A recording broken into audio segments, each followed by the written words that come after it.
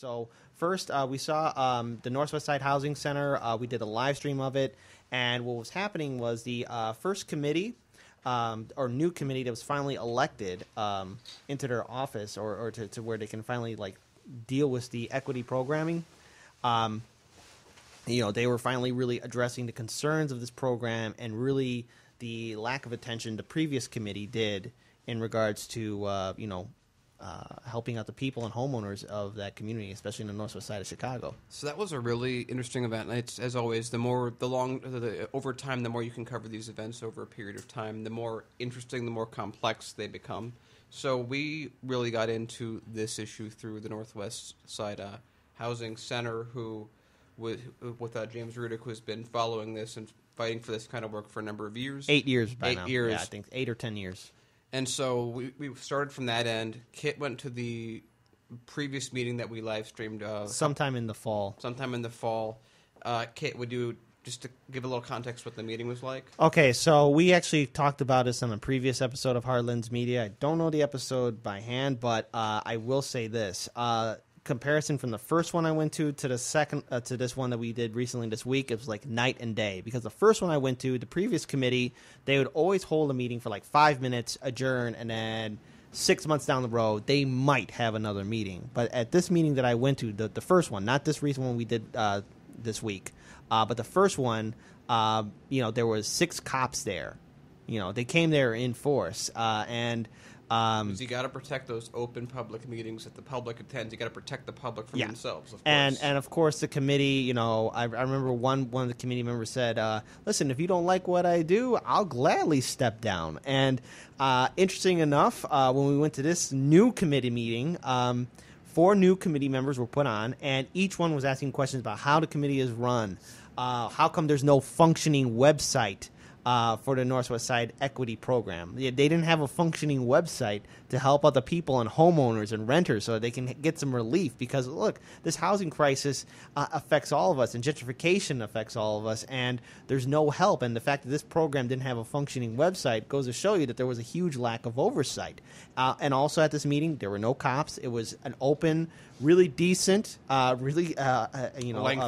lengthy, public discussion, and the public was really bringing up its, concerns with the previous committee, and the new committee members were really just stating that we need to have more meetings.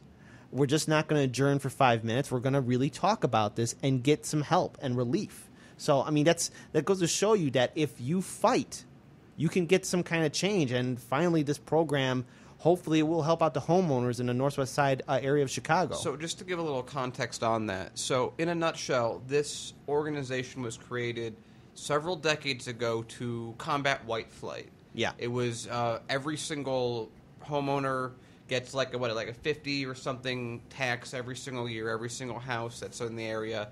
It goes into this fund. This fund generates around, I think, $300,000 a year. It has a pool of money that they've just been sitting on, and it's about $10 million.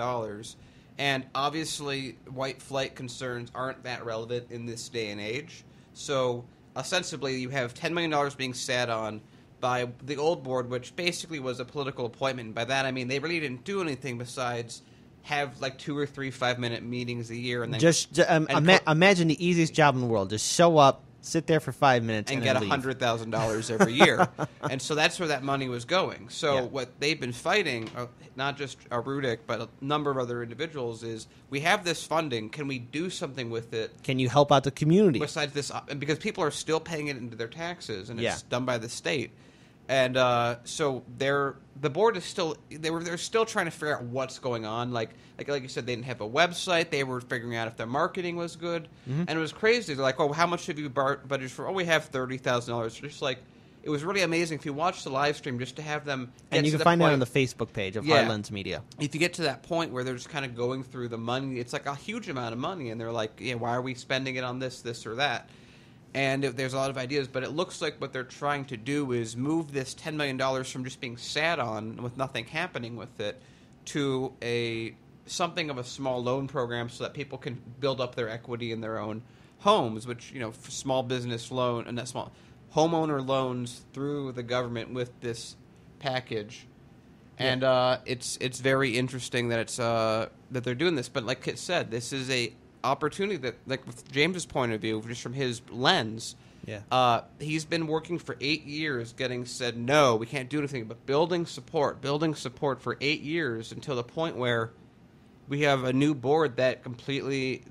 The old board left all except for one person. The new board is people picked by aldermen, and they want to do something with this money. So this is something where this persistence, this organization, paid off, and now $10 million can aid the community instead of just being taken every year.